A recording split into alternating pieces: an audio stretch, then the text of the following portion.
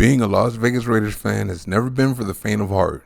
Ahead of their Week 1 matchup with the Denver Broncos, the Raiders had drama with edge rusher Chandler Jones, but they still squeaked out a 17-16 victory over the Broncos. It was a defensive struggle, and the Raiders aren't going to win consistently playing like this. We'll take it though, because a win is an ever-loving win. Wins are hard to come by in the NFL, especially on the road against a division rival on opening day. And the Raiders were underdogs in this game against the new improved Russell Wilson and the new improved Broncos that are now coached by Sean Payton. But the Raiders got the big win while they held them to just 16 points. From that, we learned a little something about the Raider defense. The first thing is they really need to stop hurting themselves with penalties. The defense had most of the Raiders' 10 penalties for 97 yards.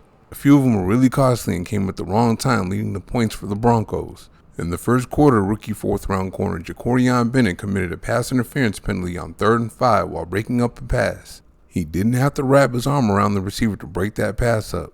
If he didn't, the Raider defense would have been off the field, but the penalty kept the drive alive and the Broncos eventually kicked a field goal. That drive ultimately ended with a touchdown. It could have ended with a 53-yard field goal attempt. Early in the third quarter, the Raiders had a turnover on the Broncos side of the 50 taken away by an illegal contact penalty by Marcus Peters.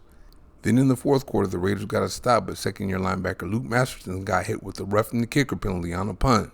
The Broncos would go on to kick a field goal on that drive and turn their 3-point lead into a 6-point lead. A touchdown on that drive would have really hurt. It's a good thing the Raider defense was able to save the Raiders from themselves there. You really gotta love that defense. It wasn't pretty in the first half though, especially early. In that first half, Broncos quarterback Russell Wilson went 17 of 19 for 125 yards and 2 touchdowns. Then defensive coordinator Patrick Graham and the defense figured things out and made adjustments at halftime. In the first half, the Raiders were in a soft zone. When they were in man in the first half, they were in off man, so they gave up a lot of that underneath stuff.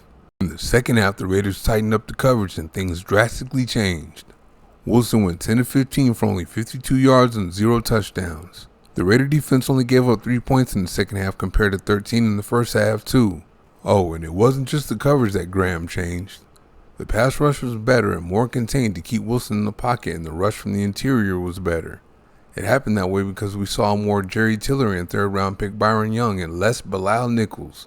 I guess they remembered that Nichols did absolutely nothing for the pass rush, and Tillery improved the Raider pass rush after he was traded to the Raiders last year. It looks like all those breakout star predictions for linebacker Divine Diablo might be true. If Week 1 against the Broncos is any indication, they are true. He was all over the place with 9 tackles, 5 solo, and 1 for a loss. Only slot corner Nate Hobbs had more with 12 tackles, 8 solo, and 2 for a loss. That isn't everything for Diablo though. The college strong safety was drafted to be a coverage linebacker, and here we are in year 3 and it looks like he's becoming that. To go along with his overall grade of 84.5, his pass coverage grade was 90.7. He was targeted 5 times and gave up 3 catches for 0 yards. Yeah, 0. He also had a touchdown-saving pass breakup right by the goal line. If you look at the way the score held up, you can call it a game-saving pass breakup. When was the last time the Raiders had a linebacker that was great against the run and in coverage? Hopefully Week 1 signals the arrival of Diablo.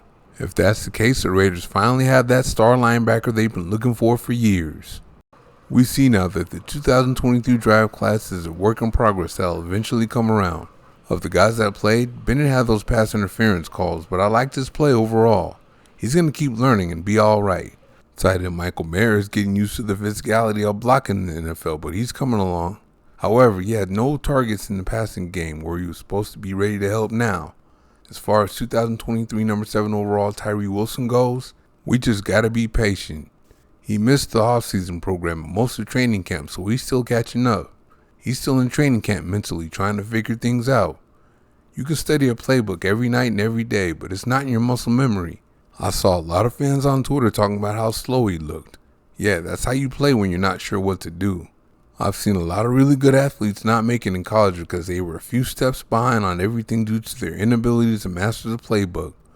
Graham has one of the most complex defensive playbooks in the league too. Wilson just has to keep playing.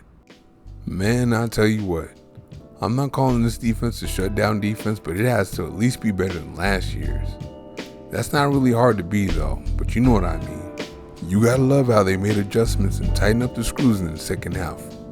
From from 125 yards and 2 touchdowns in the first half to 52 yards and no touchdowns in the second half. Anytime a mistake was made, the defense covered for that too. The Raiders can't keep making those mistakes, but it was encouraging to see them not give up once the mistake was made. I can't wait to see more. They shouldn't do anything but get better. Thank you for watching. See you next time.